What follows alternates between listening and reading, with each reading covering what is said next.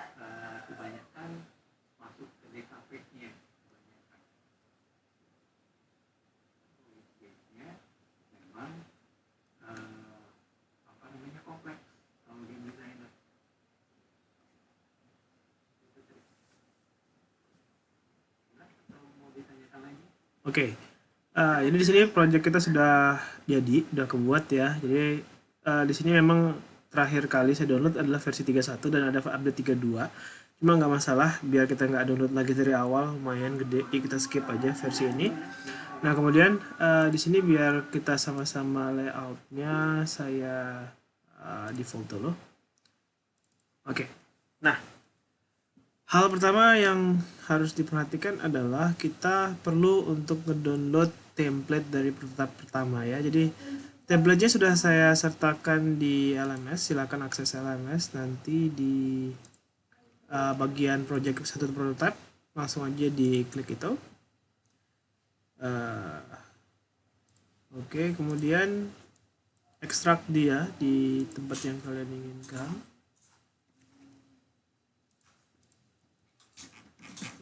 Prototype ini banyak banget. Oke, harusnya tadi saya pindah aja ke oke. Ini ya. Kalau sudah seperti ini, langsung aja ada dua cara ya. Bisa aja kita ini drag drop langsung ke dalam Unity-nya. Yang paling simpel sih gitu. Atau bisa juga via asset terus import package, custom package. Ya, kemudian kita cari dia filenya open. Nah ini juga tadi bisa drag drop aja langsung ke dalam project ini. Pastikan ini semua sudah terbuka, langsung ya prototype 1 starter files, klik import.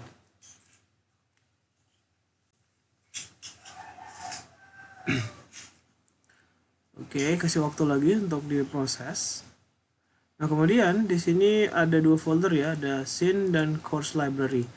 Nah, di folder scene langsung aja dihapus yang kita langsung pilih prototype 1 ya. Nah, ini adalah prototype 1 kita. Pastikan yang sampel scene dihapus aja dulu. Dipilih, klik kanan. Bukan rename, klik kanan, delete. Nah, oke, sekarang kita sudah kebuka scene-nya ya. Ini adalah scene view ya, scene view dari project kita. Kalian bisa bergerak di sini untuk melihat sekitar, bisa dengan cara menahan klik middle mouse. Klik right click ya. Right click untuk merotasikan view dari scene kita. Tahan ya, hold right click dan kita bisa melihat design level dari game kita. Oke. Nah, nah kemudian selanjutnya adalah kita import mobil kita ya. Langsung aja di bagian course library di sini ya, di bagian vehicle. Nah di sini ada 5 jenis mobil ya. Kalian bisa pilih salah satu ya, mau pakai yang mana. Langsung drop ke kolom hierarki ya. Jadi di kolom hierarki ini adalah informasi objek-objek yang ada di dalam game kita. Jadi ada main camera, ada directional light, ada environment. Environmentnya ada sky dome, langit ini, ada mountain skybox ya. Ini ada pegunungan di sekitar dan kemudian ada road ya. Ini saat ini kita nggak perlu terlalu perhatiin dulu. Ya, langsung aja kita drag drop mobil yang kita inginkan ya. Tahan klik kanan untuk ngerotasiin view ya. Oke, kemudian di sini mungkin saya masukin yang mobil warna biru deh, ya. Kita drag drop ke dalam hierarki. Oke, bisa dilihat di situ. Pada saat kita drag drop dia ke dalam hierarki, kita bisa lihat ada posisinya di 0, 0, 0, ya. Nah, di sini kalau teman-teman mau lihat sambil tahan Alt, oke.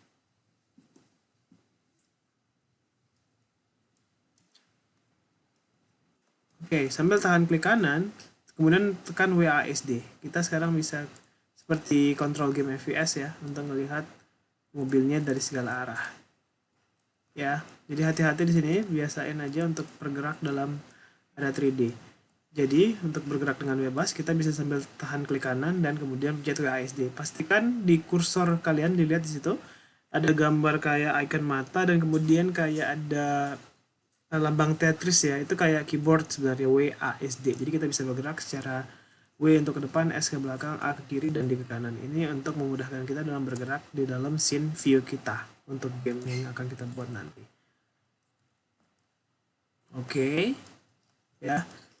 Nah, sebenarnya kalau untuk panning sendiri kita bisa zoom in zoom out, kita juga bisa pakai scroll in scroll out ya dari mouse. Kemudian kalau kalian tahan middle mouse, kita akan bergerak di area tadi. Sebenarnya ini mirip dengan klik kanan ditahan kemudian pencet W dan S ya. Tapi kalau kita pencet middle mouse itu bergeraknya cuma di kanan dan kiri aja. Jadi kalau mau ke depan kita harus putar dulu baru ke arah sana gitu ya. Jadi lebih fleksibel kalau kalian tahan klik kanan dan gerak di WASD. Oke.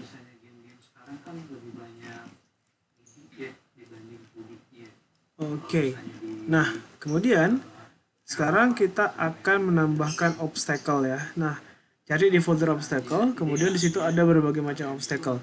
Ada kubus, ada kayak kon polisi, ada barrier, ada kayak apa namanya roll kabel gitu, kemudian ada bebatuan, ada barel ya. Silakan pilih salah satu. Mungkin di sini saya taruh si barel aja. Nah, cara kedua untuk memasukkan aset ke dalam area 3D kita, selain memasukkan di hierarki, kita bisa langsung di dalam area scene view kita. Saya drag drop seperti ini, klik dan drag. Saya bisa langsung secara manually menaruh si objeknya di area scene-nya, mau di mana. Ya, misalnya saya taruh tepat di sini. Nah, di sini ada informasi langsung position X0, Y0 dan Z 13.7. Nah, kalau ingin dia kembali ke posisi awalnya, kita bisa pilih ini yang lambang gear di pojok kanan di transform. Ini saya klik reset. Maka posisinya ada di 0, 0, 0. Sekarang saya posisikan dia di 0X, 0Y dan Z 25. Oke, nah teman-teman mungkin perhatiin ya dari tadi ya ada beberapa garis di sini ketarik gitu ya. Ada garis warna merah, garis warna biru dan garis warna hijau. Garis warna merah untuk sumbu X, garis warna biru untuk sumbu Z dan garis warna hijau untuk sumbu Y. Ya. Nah, di sini sekarang kita sudah punya si mobil dan juga si barel. Oke. Nah, kita juga bisa bergerak menavigasikan diri kita di area 3D di sini ya. Jadi paling mudah dengan cara klik kanan dan WASD. Ya.